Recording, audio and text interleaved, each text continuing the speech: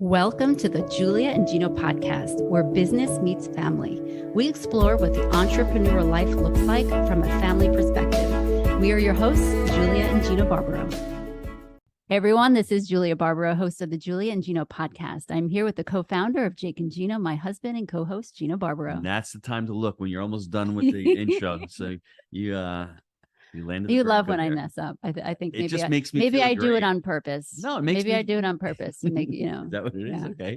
Today's guest, we're excited to be interviewing the founder of Your Ideal Mom Life and host of the Love Your Mom Life podcast, Nikki Oden, a wife, mom, and woman on a mission to change the world one heart at a time. She discovered a superpower for managing time, a byproduct of starting over and over and over again. Her mission is helping moms to navigate mom's life and crush their goals without the guilt. Welcome to the show, Nikki. Welcome.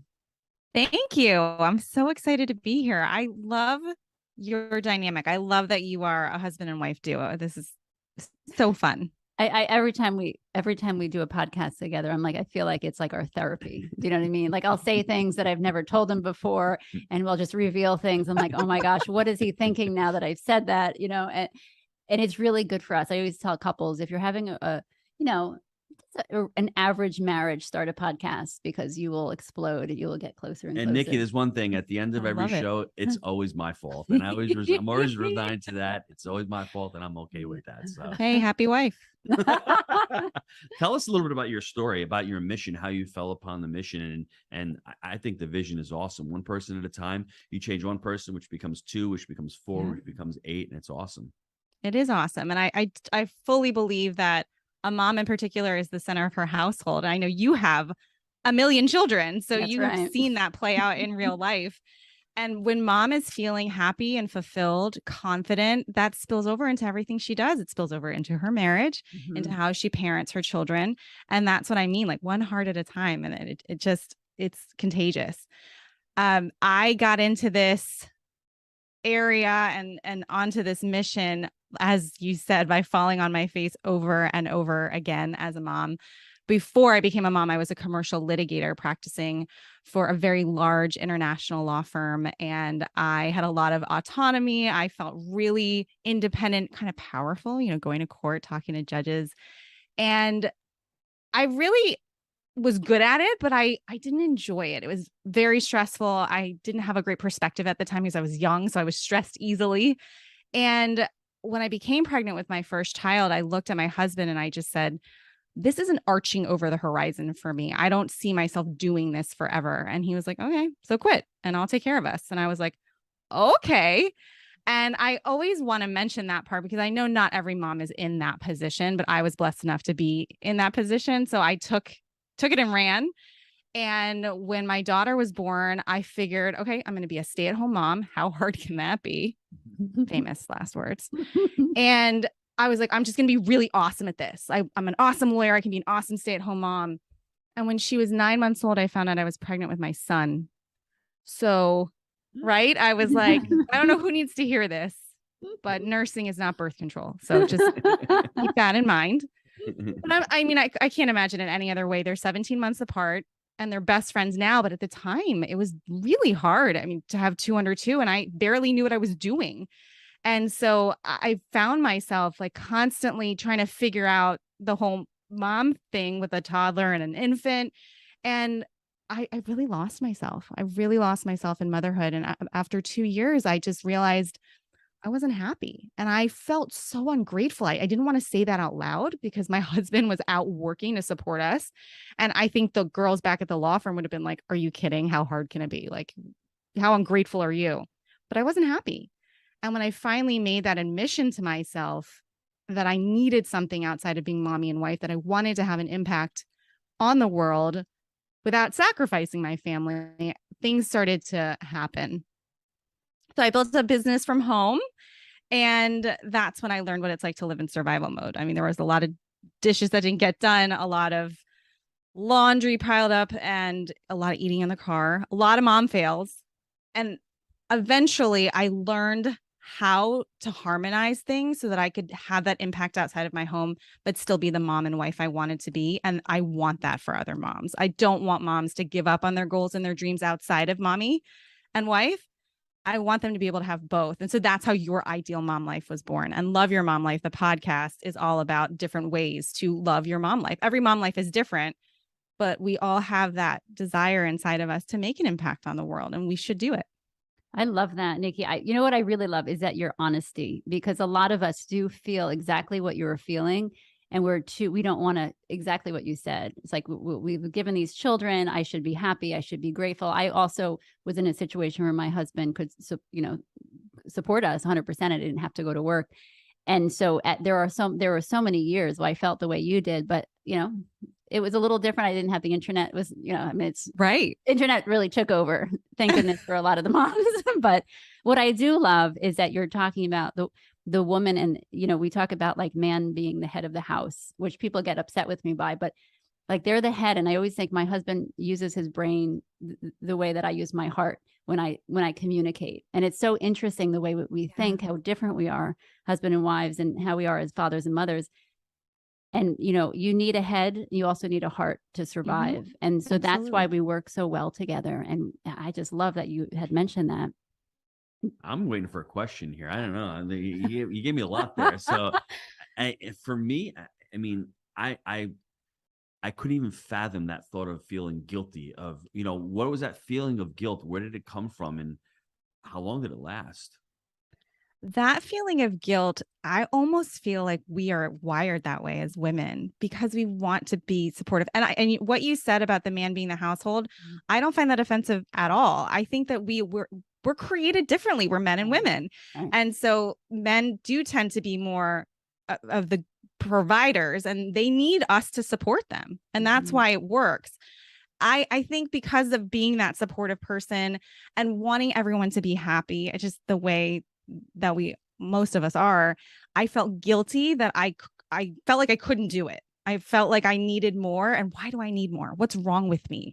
There are women out there who can't even get pregnant. I have two healthy, beautiful kids. What's wrong with me? It was a story really that I was telling myself. It's all relative. Everyone's got their stuff.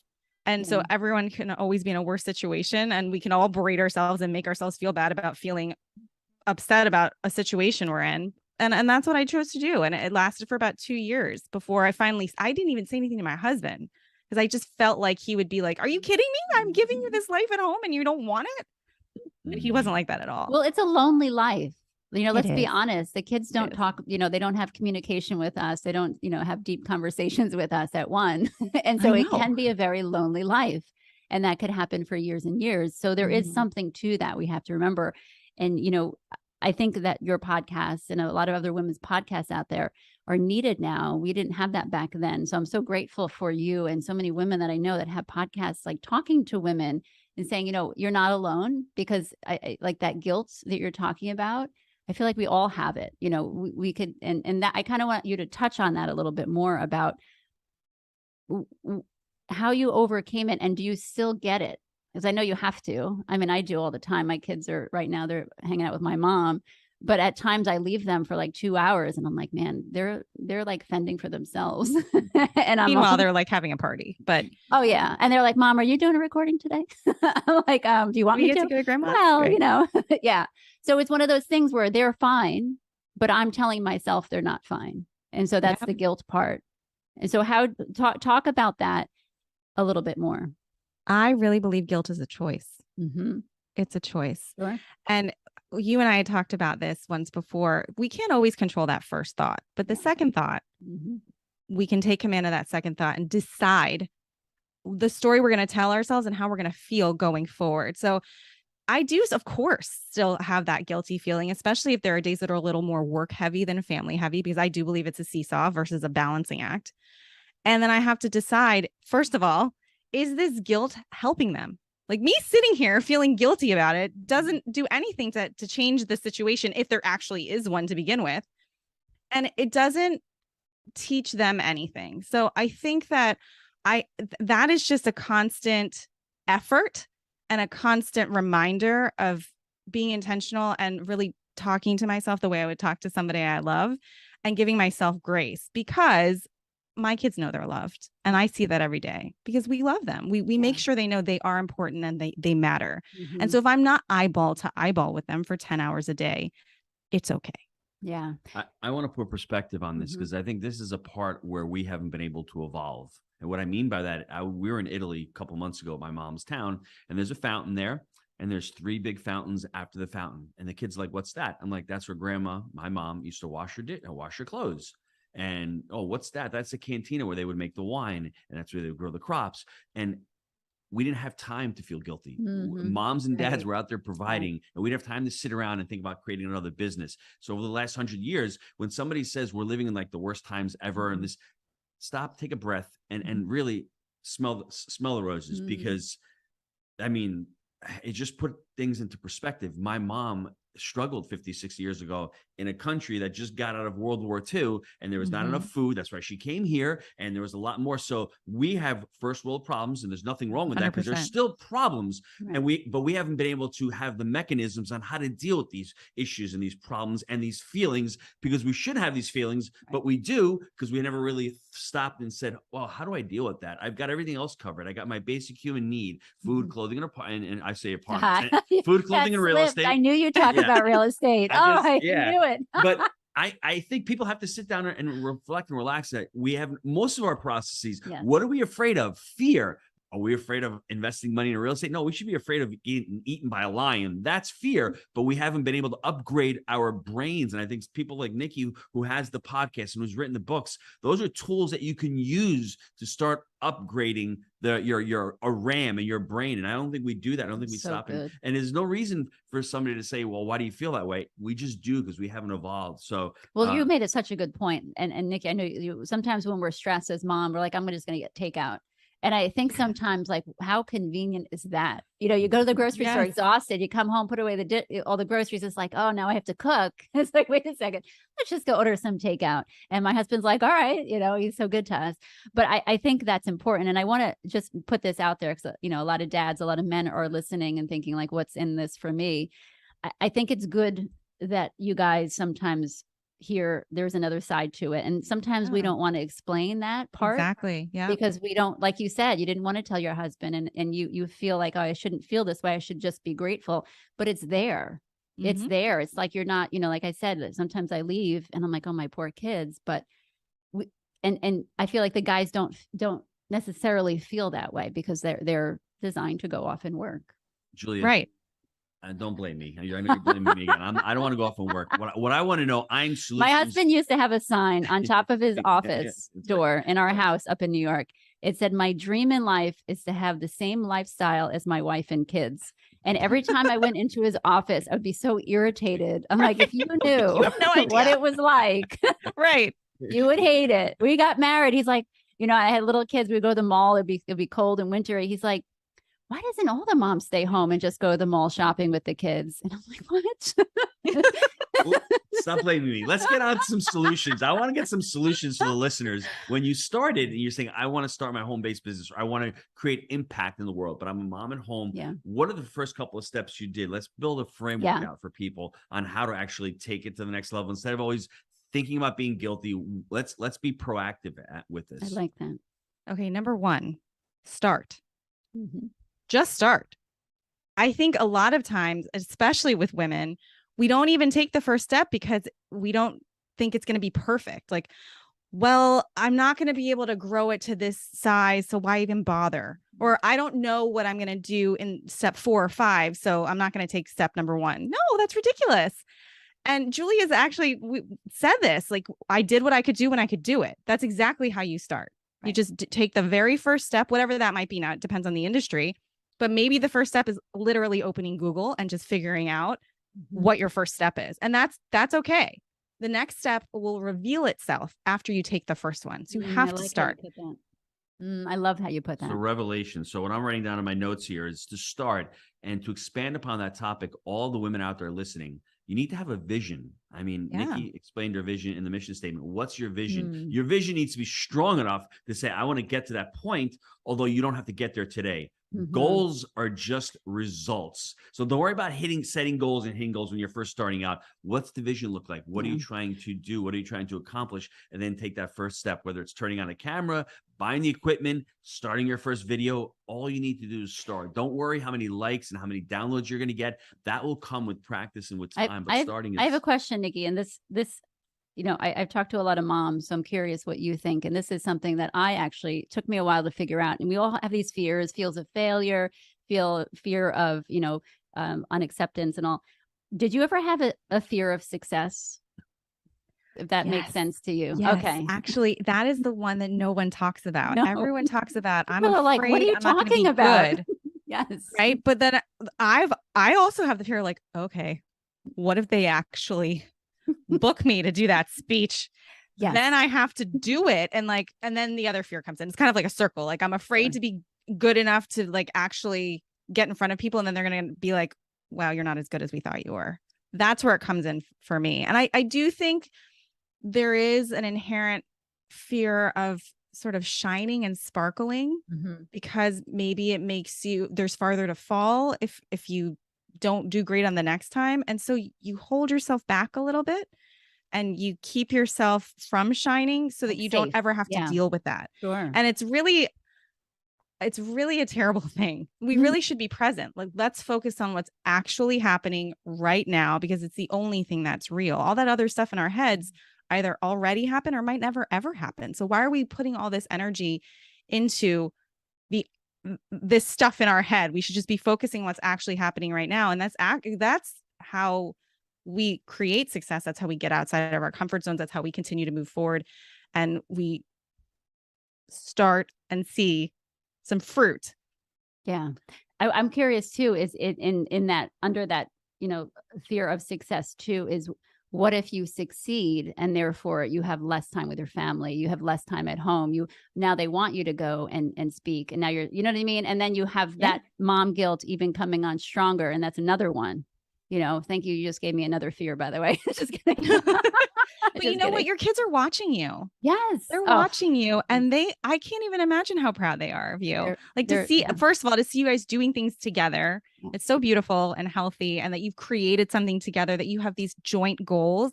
That's a great thing to be modeling for your kids. We have to remember too, that we're modeling for them. It's not things that take us away from them, are things that they can also be proud of. And it helps them to realize, okay, I can do hard things because mom can do hard things. Exactly. Yes. It's amazing what you learn from your children if you give them a minute to actually say something. And, you know, my kids, they really push me.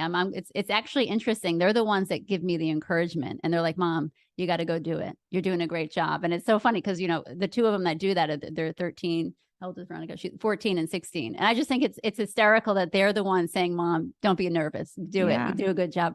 And so that's incredible. But they probably got that from you, from years of you doing that for them. Yeah. So it's so true. So we got start, revelation. I would also add, all the women out there, try to seek your values, because like Julia, and I think what you said, Nikki, also, if you become successful and then you're pulled away and you're going away every weekend, that going against some of your values where you want to treasure time with the family. So flush out what those values are as you're creating your vision. Do you want to be away 10 weeks of the year? Do you want, there's no right or wrong answer. It's really, I think, specific to the individual itself. So I think the vision, you're right, is huge. I always tell women when I'm talking to them and they want to make a change, the first question I ask them is, well, what do you want? And a lot of women, especially moms, don't ever really sit down and give themselves a minute to decide, what do I want? Like, what is ideal for me? What does that look like? So the vision is huge. I mean, that is actually, I would say that comes before starting. You have to know, you have to have an idea of where you want to go. And then you just take that first step. But if you don't know what you want to do, then, well, it's kind of like Alice in Wonderland. Well, if you don't know where you want to go, then what direction? It doesn't matter what direction you go in. Yeah, that's such a basic question that we don't ask ourselves a lot. We're just like trying to get through the day. You know what I mean? And that's definitely a big deal. I want your next step though. Once you had the vision, once you started, you had the revelation, how did you start the business, or what did you do after that? So once I started by doing a little bit of research, then I learned what my next action steps would be. So I took the action steps. So I'll use the podcast as an example. My first step when I decided I knew what I wanted the podcast to be about and what I wanted my message to be, I was like, okay, how do I do this though? So I went and did some research, and I actually found some advice from Pat Flynn, and I went through it, and I was like, okay, so I'm not overwhelmed. I was so overwhelmed, but I was like, apparently I need a podcasting platform. I need a host to be able to put this on. And so I just did the research. I went through the step by step. When I first looked at it, I was like, I'm not techie, no idea what I'm doing. This is going to be a complete colossal failure. No one's going to listen to this thing. But I did it anyway. I was like, I have my steps and I'm just going to do them one at a time. I always tell people, I think as you're going through the action, start small, because if you have a big vision, but if you try to do too much at once, that's when people quit, because they bit off more than they can chew. So I always recommend to start small, have a huge vision, but take tiny action steps. And then before you know it, you look back and you're like, wow, look how far I've come. I've just been taking one step at a time. Yeah. And those little steps are manageable. And I think that's right. And moms, so it's like, okay, I can do this. Mm-hmm. And it gets bigger and bigger. And then, yeah. Did you invest in any education and any mentorships, any coaching, any guidance? Yes, along the way. So as I started to, on step maybe 3 or 4, I realized I would be great to have like a business coach here.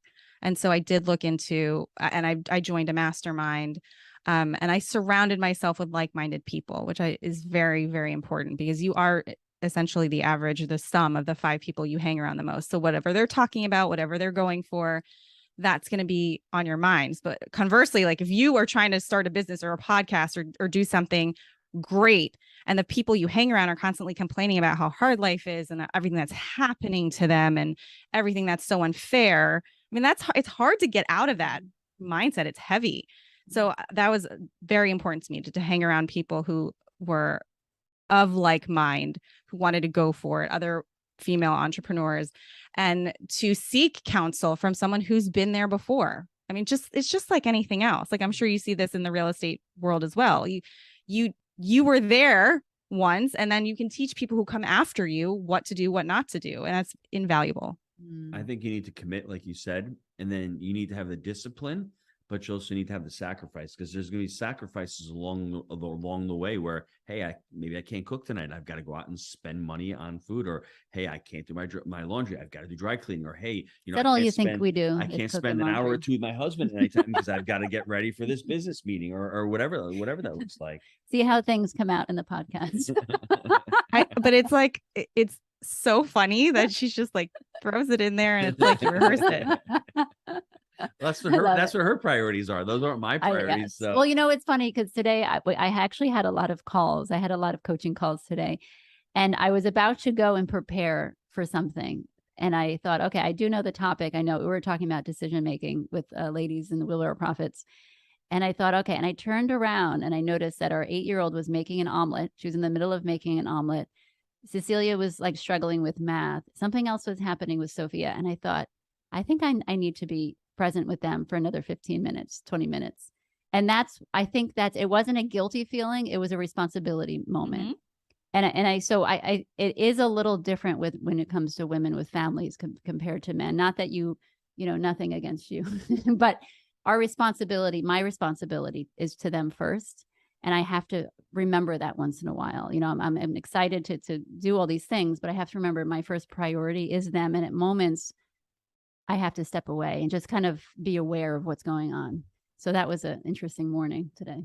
And by the way, people understand that. Yeah. People respect 100%. that. Absolutely. 100%. So Nikki, once you've got the business up and running, and like, what are your goals now? What is your vision now for what you're doing? My vision is visibility. I really want to be seen by as many moms as I can, because I really believe that we all have a very similar struggle. I'll limit that to the US. I mean, I don't know what's going on in other areas where that hierarchy of needs is not being met. Obviously, that's a different story. But for those of us who are privileged enough to be worrying about these things, because our hierarchy, we have food, we have clothing, shelter, etc. It is a very important message. It affects everything we do. It affects the way we go through life and how we are bringing up the next generation, what we're teaching them, what we're modeling for them. And that's a huge responsibility. So I love to be part of that conversation and to just be there and let other moms know that you're not alone and there's nothing wrong with you.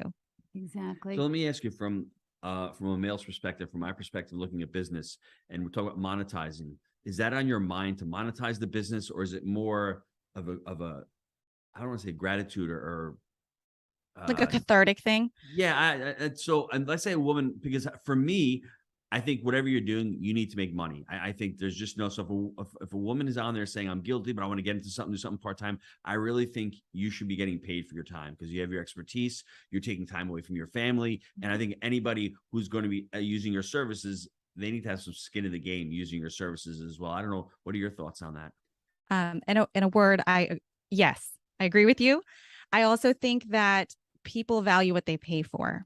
So even if I were to do everything for free, it wouldn't be perceived as valuable as it actually is. And you can give people things for free. We all do that, right? Like, here's a little freebie so you can know who I am and figure out if I'm a quack or not, right? Like there's like the free intro. Well, the podcast in general is right? Yeah, freebie. Absolutely. But they might not take the action and they might not actually do the work and invest in themselves to make the change if they don't have that skin in the game. I totally agree with you. It is a thought, but I will say it wasn't the first thought. The first thought was like, how can I help? Yeah, that's what I'm saying. I want women out there to think that their time is valuable, that to know that their time is valuable. Exactly. I think that's absolutely it's important. I agree with you 100% because you think, well, I'm just a mom. You know, it doesn't matter what your educational background is, but to some people, well, you're just a stay-at-home mom. Like that's what I see sometimes. You know, it's a limiting belief, of course. It is. But no, I agree with you. And so now, as you're evolving and evolution, do you have any other programs or anything else that you've built out? We have your any book. Other books? You have your book. Want to talk about everyone listening, I was on Nikki's podcast, so definitely check that out. We'll put it in the show notes because it was so great to talk to. Such a great conversation. Really great conversation. And you mentioned your book, so I talk about that a little bit. I'm very excited about the book. I am a writer at heart, and I think that is the way that I communicate best is in writing.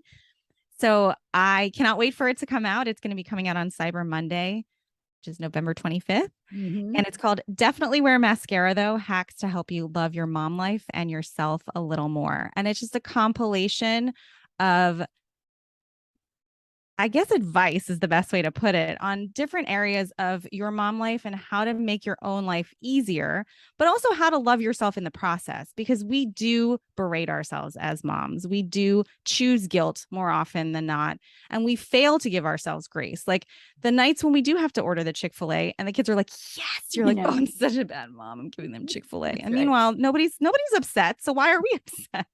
We do that. And I think it's a conversation we just have to have over and over again. Ways that we can outsource, ways that we can improve ourselves, how to start something new, how to be successful in the fields that we're in. And it's a book where you don't have to read chapter 1 to understand chapter 2. It just open the table of contents and find something that speaks to you in that moment and just go to that chapter. And it's a really fun, easy read. I love that. Gino, I'm just curious. I'm curious what your thought is of, and I asked you this because many women are in the situation where Nikki and I are, where we do have that guilt of leaving the kids too much, not giving enough attention. Should we working outside the home? And what is your thought on that? Because you don't know what we feel. You don't understand it because you don't have it. And I always tell people that, like, your husband never can understand what you're going through, and vice versa. We can never understand what it's like to have to, provide for a whole family or a family of 8. So I don't know what that's like, but just curious. I'm curious what you think about the mom guilt part. it makes total sense to me. I think what women have to do is they're listening to it. Some women may not have guilt. No, some women were yes. born to have 6 kids and stay home, and that's great for them. But there may be some women who are, and I could totally see it. You spent 4 years to go to college. You're a high-powered attorney, and all of a sudden you're changing diapers. It's like, what's going on here? My Yeah. identity was this high-powered attorney. Now my identity has been taken away from me. And what do I do?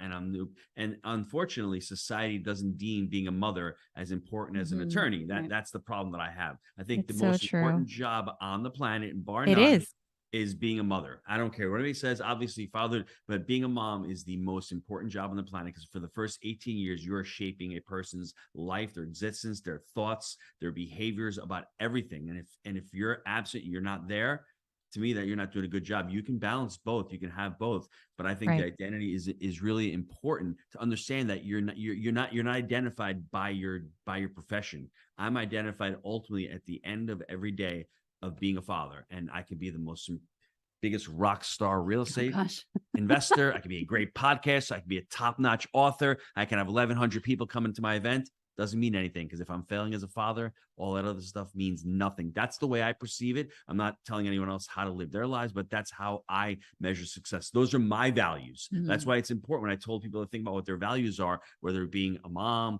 an attorney, what is important to you. And I think ultimately the way we've been wired as humans is we want a legacy. We want to be able to leave something to the next generation, to our children. And that's our values. That's our wealth. That's our knowledge. That's our love. So it was a long answer to your question, but I just thought, if you're feeling guilty, don't feel guilty. Seek help. There's people out there like Nikki that can help you out and work you through that, because life is too short to live in regret. And if you're ready and willing to open and start that business, you just know you have to learn a few skills, learn how to manage your time, learn how to build a business plan, learn how to start a podcast. These aren't things we're born with. The only things we're born with is like the fear of falling and the fear of loud noises. Those are the two fears that we were born with. I mean, we didn't even know how to walk. We didn't learn. Look at us now. I know. Yes, exactly. Now we're running I think it comes down to priorities, like what you were just saying. And that is a huge skill. That is a learned skill, how to prioritize. And I agree with you. And the best way I've heard this explained is in The One Thing by Gary Keller and Jay Papasan. Okay. And they talk about balls, like glass balls and rubber balls. And in my opinion, as your opinion is as well, family is a glass ball. And if you drop a glass ball, it's going to shatter. Business and work is a rubber ball. You drop a rubber ball, it'll bounce. I mean, there's no limit on the ways you can make money. There's any number of jobs you can have. Money is not finite. And so if you have to let a ball drop, it should always be, in my opinion, work or business, because damaging those relationships with your spouse, with your children, and your spirituality, your health, you only have the one body. Those things have to be the priority. And so when push comes to shove, which ball are you going to drop? And that's a skill that we learn as we go. Love that. How can the listeners get a hold of you? They can email me at nikki@youridealmomlife.com or follow me on Instagram. That's probably the best way. My handle is at Nikki Oden. It's NIKKIODEN.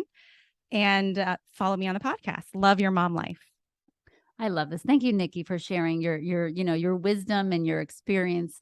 And, there's a lot of us that are not brave enough, and I'm going to be honest, to just speak what we're going through and how we've overcome certain things. And I've met you, and I just, I really admire you, and I'm just super thankful that you're helping so many women get through this. And just keep it up. You're doing amazing. For those of you dads out there, listen to your wives. It's not about creating a solution. It's about listening, right, Julie? Oh, yeah. Podcast. How you about that? That's a good one. It is a good one. Not about the nail. I love how you ended with that. Thanks, Nikki. We'll see you later. Everyone, thank you so much for listening. We'll see you next time.